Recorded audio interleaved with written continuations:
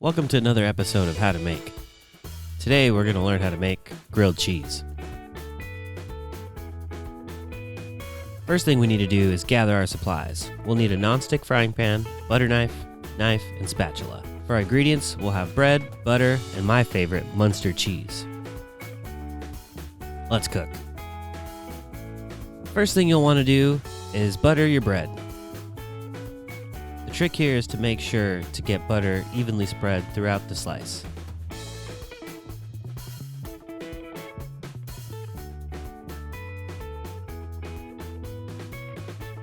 Now that you have both slices of bread buttered, let's go ahead and heat up our non-stick pan to medium-high. If you're unsure if it's hot enough, go ahead and drop some water on the pan. If it sizzles, you're ready.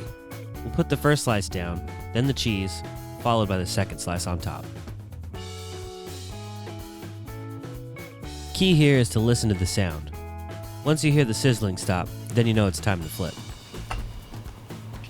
We're looking for a nice golden brown color. It's okay if you have to flip it more than once. As you can see, the cheese isn't fully melted, so we'll go ahead and keep flipping to make sure it doesn't burn.